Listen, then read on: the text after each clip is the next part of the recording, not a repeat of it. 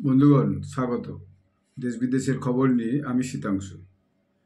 এই চ্যানেলটি সাবস্ক্রাইব করতে ও ভিডিওটি লাইক ও শেয়ার করতে অনুরোধ করছি। প্রথমেই আমি আপনাদেরকে জানাই যে আমি গত 2-3 দিন কোনো ভিডিও করতে পারিনি, কারণ আমি একটু অসুস্থ ছিলাম। আপনাদের ওখানে কীরকম ঠান্ডা পড়েছে জানি না। আমি যেখানে থাকি এখানে এখন 6 ডিগ্রি 7 ডিগ্রি ঠান্ডা চলছে। মানে ঠান্ডার মধ্যে মানুষ একদম জবুথবু অবস্থা।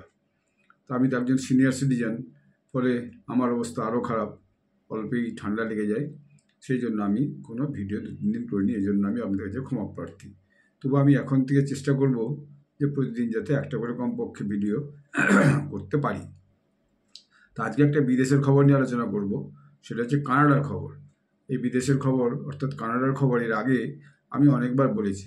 আপনারা জানেন যে কানাডার প্রধানমন্ত্রী হচ্ছেন জাস্টিন ট্রুডো, এবং জাস্টিন ট্রুডো তার কাজকর্মের জন্য সারা পৃথিবীতেই খুবই সমালোচিত, কারণ তার কাজকর্মের কোনো ঠিক ঠিকানা নাই।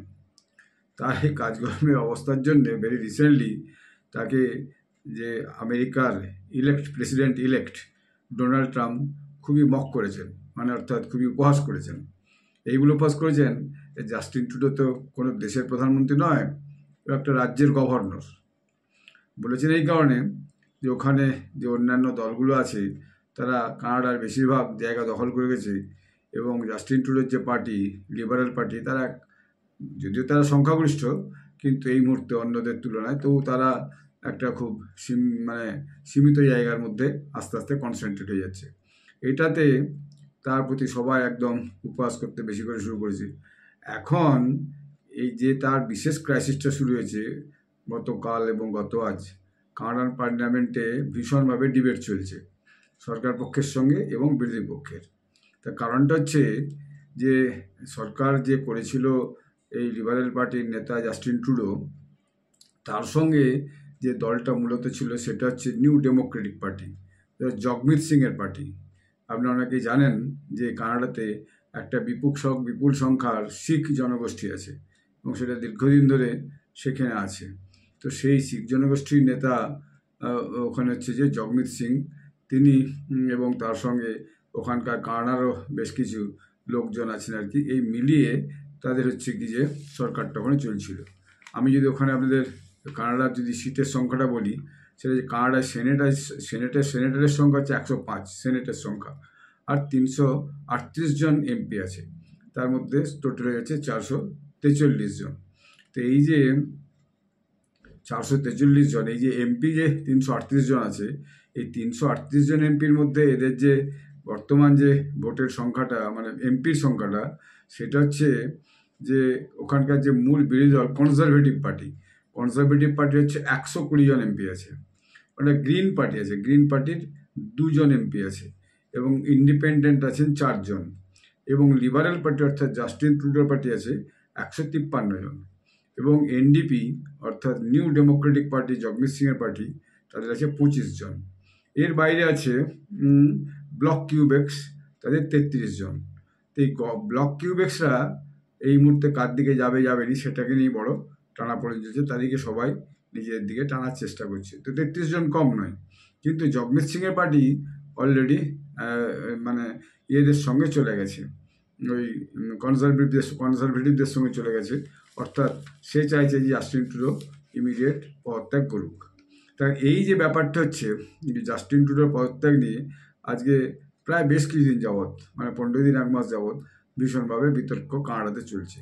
তার বেসিক কারণ হচ্ছে যে কানাডার লোকজন নাকি তার উপরে আর এখন কোনো আস্থা রাখতেই পারছে না।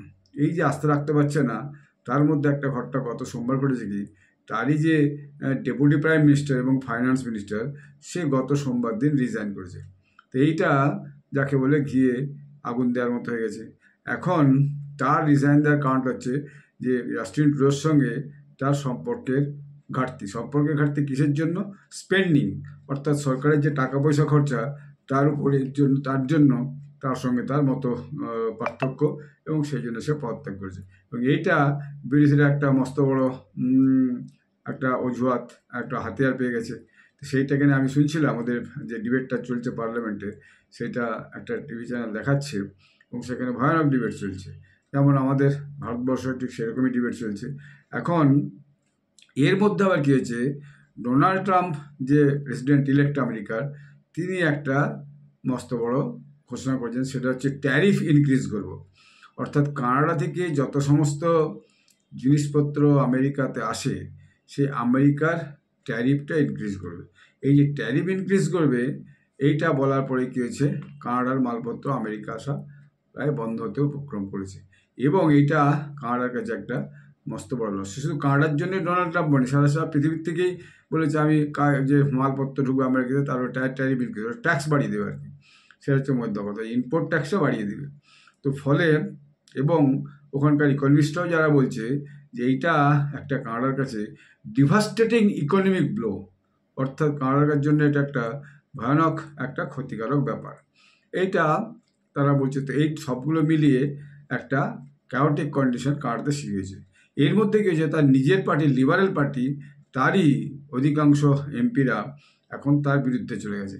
তারা চাইছে এখনই হচ্ছে যে জাস্টিন ট্রুডো প্রধানমন্ত্রীর পদ থেকে পদত্যাগ করুক এবং ওই যে পার্টি লিবারেল পার্টির থেকে একজন নতুন নেতা আবার নতুন প্রধানমন্ত্রীর দায়িত্ব নিক এবং ওখানে কনফিডেন্স ভোট করে কনফিডেন্স ভোটে জিতুক।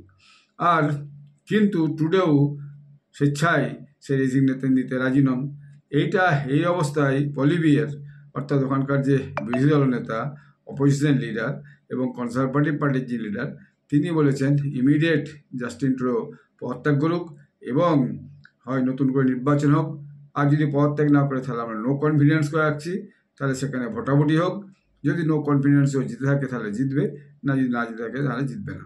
এবং এর মধ্যে কী হয়েছে, 24 জন এমপি ওর বিরুদ্ধে, 24 জন এমপি ওর বিরুদ্ধে একটা চিঠি লিখেছে যে আমাদের জাস্টিন ট্রুডোর উপরে কোনো হচ্ছে যে ভরসা নাই। তো এই নিয়ে এখন কানাডার পার্লামেন্টে দীর্ঘ বিতর্ক চলছে। এখনও পর্যন্ত সেই বিতর্কের সমাধান হয়নি। এবং মজার ব্যাপার যে জাস্টিন ট্রুডো কিন্তু সেখানে উপস্থিত নেই, কিন্তু বিরোধী দল নেতারা সব উপস্থিত আছে। আমি দেখছিলাম ডিবেটটাতে, জগমিত সিং এনডিপির সে উপস্থিত আছে, পলিবিয়ার সেখানে উপস্থিত আছে। এবং সে কী করেছে, তার অন্য একজন যে মানে সরকারের দলনেতার পক্ষে, তাকে একজনকে দিয়ে দিয়েছে সেখানে বক্তব্য রাখার জন্য। এবং তার ইনোভেশন মিনিস্টার, ইন্ডাস্ট্রি মিনিস্টার, এইগুলো তারা বক্তব্য রাখছে। এবং এই সমস্ত লোকজনও, সে ফাইন্যান্স মিনিস্টার যে পদত্যাগ করেছিল, তারপরে একজনকে ফাইন্যান্স মিনিস্টার হয়েছে, সে আবার ছেড়ে দিয়েছে। তারপরে একজনকে ইন্ডাস্ট্রি মিনিস্টার করেছে, সে হচ্ছে। এখন সব সঙ্গে সঙ্গে নতুন নতুন লোক সেখানে ঠিক করেছে। এইটাতে বিরোধীদের কাছে একটা মস্ত বড় হাতিয়ার হয়ে গেছে। এখন এই হাতিয়ার হওয়ার ফলে যেটা তারা ডিমান্ড করছে যে ইমিডিয়েট ও ছেড়ে যাক এবং সেখানে হয় নো কনফিডেন্স হোক, মানে বিরোধী দলগুলো চাইছে নো কনফিডেন্স হোক, জগমিত সিং এনডিপি এবং হচ্ছে যে কনজারভেটিভরা চাইছে কারণ যে নো কনফিডেন্স হোক, কারণ তারা সব মিলিয়ে 120, 125, 145 হয়ে যাচ্ছে। কিন্তু 145-এ তো হবে না, 145 প্রায় 338 মানে বুঝতে পারছেন 150, এবং হচ্ছে কি যে আপনার 19 দুগুণ 38, 169, 170টা হতো, কিন্তু তাদের 170টা হচ্ছে না, 120 এবং 125। কিন্তু 153 জন আছে লিবারেলদের, অর্থাৎ জাস্টিন ট্রুডোর পার্টি। ফলে এখন সবটাই নির্ভর করছে এই ব্লক কিউবেক্স। এই ব্লক কিউবেক্সের যে 33 জন এমপি আছে, এরা একটু ভিন্ন ধরনের। এরা এলজিবিটি রাইটস, এরা ওমেন্স রাইটস, এরা হচ্ছে কি যে কি বলে প্রেগনেন্সির উপর তাদের দাবি আছে যে প্রেগনেন্সি ব্যান করা চলবে কি চলবে না, সব নিয়ে ওদের ভিন্ন ভিন্ন মতগুলো ওরা আছে। ওরা একটা বিশেষ গ্রুপ একটা। তো ফলে তারা এখন কার দিকে যায় সেটা সবচেয়ে বড় প্রশ্ন। এখন এই ডিবেটের মধ্যে দুপক্ষই বলছে, অর্থাৎ এই জগমিত সিং মানে এনডিপি এবং কনজারভেটিভ, এরা বলছে যে কিউবেক্সরা আমাদের পক্ষে আছে, কারণ কানাডার যে এখন আর্থিক অবস্থা, কানাডার যে অচলাবস্থা চলছে, তাতে তারা খুবই অসন্তুষ্ট। আবার সরকার পক্ষের যারা আছে ওখানে, যারা তাদের পক্ষে বক্তব্য রাখছে, তারা বলছে না, ওই যে ব্লক কিউবিক্স, এরা হচ্ছে যে একটা বিশেষ গোষ্ঠী, তো এদের জন্য সরকার ভীষণভাবে অন্যান্য বিভিন্ন নিয়মকানুন করছে, অতএব এরা আমাদের সঙ্গে আছে। কিন্তু এখনও পর্যন্ত স্পিকার নো কনফিডেন্সের জন্য ভোটাভুটির ব্যাপারে আমি যতক্ষণ পর্যন্ত দেখলাম না যে নো কনফিডেন্সের ব্যাপারে তিনি এখনও রাজি হয়েছেন, বা এখন পর্যন্ত কোনো রিপোর্ট আসেনি যে জাস্টিন ট্রুডো ছেড়ে দিয়ে চলে গেছেন, স্বেচ্ছায় পদত্যাগ করেছেন, অথবা নো কনফিডেন্সে হেরে গেছেন। এরকম পুরো রিপোর্ট আমি এখন পর্যন্ত সন্ধ্যা পর্যন্ত আজকে দেখিনি বা শুনিনি। তো ফলে সেটা আগামীকাল বোঝা যাবে, পরশু বোঝা যাবে।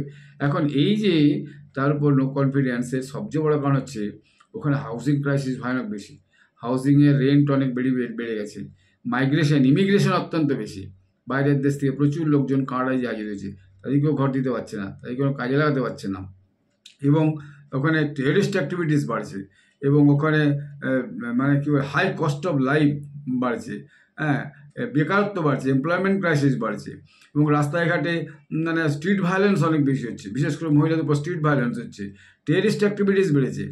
এর ফলে অর্থাৎ জাস্টিন ট্রুডো সরকার যে কানাডাতে একটা সুষ্ঠু প্রশাসন সেটা দিতে পারছে না, সেইটা ওখানকার মানুষজন কিন্তু এর জন্য জাস্টিন ট্রুডোর উপর ভয়ানক ক্ষুব্ধ, বিরক্ত, এবং সেইটাকেই এখন বিরোধীরা বিশেষ করে অলিভিয়ের এবং জগমিৎ সিং অর্থাৎ কনজারভেটিভ পার্টি এবং এনডিপি নিউ ডেমোক্রেটিক পার্টি, এই দুটো দল মিলিয়ে তারা চেষ্টা করছে জাস্টিন ট্রুডো ইমিডিয়েট সরে যাক, হয় স্বেচ্ছায় রিজাইন করুক, এবার ওদের দলের যদি কোনো নতুন নির্বাচিত হয় এবং তারা যদি নো কনফিডেন্স আনতে হবে জাস্টিন ট্রুডো থাক অথবা যাক, এবং যদি তাদের সংখ্যাগরিষ্ঠ পায় তারা সরকার চালাবে, নাহলে তারা চলে যাবে। আরেকটা দাবি তারা করেছে যে ইমিডিয়েট ইলেকশন ডিক্লেয়ার করুক, যে দ্রুত ইলেকশন ডিক্লেয়ার হোক, কারণ বিরোধীরা বুঝে গেছে এখন যদি ইমিডিয়েট ইলেকশন হয় তাহলে পরে কিন্তু জাস্টিন ট্রুডোর দল একেবারে গোহারা হেরে যাবে। ফলে জাস্টিন ট্রুডো কিন্তু এই মুহূর্তে ইলেকশন করতে চাইছে না, এবং ওর দলেরও এমপিদের এইটা একটা ভয় জাস্টিন ট্রুডো যদি আরও কিছুদিন টিকে থাকে তখন এমন অবস্থা হবে যে লিবারালরা বোধহয় বিরোধী দল নেতার মর্যাদা পাবে কিনা, অত সিটও পাবে কিনা, সেটা সন্দেহের জায়গায় চলে যাবে। তারাও চাইছে জাস্টিন ট্রুডো ইমিডিয়েট রিজাইন করুক এবং নতুন মানে লিবারেলদের পক্ষে দিয়ে নতুন নেতা করে তাকে প্রধানমন্ত্রী করুক। তো সেটা এখন কোথায় যায় বলা মুশকিল। কানাডা পার্লামেন্টে এটা নিয়ে খুবই এখন হইচই চলছে। এক দুদিন অপেক্ষা করুন, বোঝা যাবে জাস্টিন ট্রুডো ছেড়ে দিচ্ছে কিনা। ভারতের সঙ্গেও জাস্টিন ট্রুডো খুব বাজে ব্যবহার করেছে কানাডার হয়ে, ভারতকে বিভিন্নভাবে মিথ্যা ব্লেম করেছে, এবং সেই ব্লেম করে কিন্তু সে প্রমাণ করতে কিছু পারেনি, অহেতুক দোষারোপ করে গেছে। অতএব ভারতের সঙ্গে সম্পর্কটা মানে ইচ্ছা করে নষ্ট করেছে, যেটার কোনো যথেষ্ট যুক্তি ছিল না, কিন্তু করে গেছে। ভারত সরকার যেমন যেমন ব্লেম করেছে তেমন তেমন তার জবাব দিয়েছে। এরপরে জাস্টিন ট্রুডো চলে যদি অন্য কেউ আসে, অথবা যদি ভোট হয়, অথবা যদি বিরোধী দলগুলো একটা হয়ে আবার বিরোধী দল নেতা অলিভিয়েরকে যদি কোনো কারণে প্রধানমন্ত্রী নির্বাচন করে, তাহলে সেটা কানাডার ইতিহাসে একটা নতুন অধ্যায়ের সূচনা হবে। ধন্যবাদ, নমস্কার।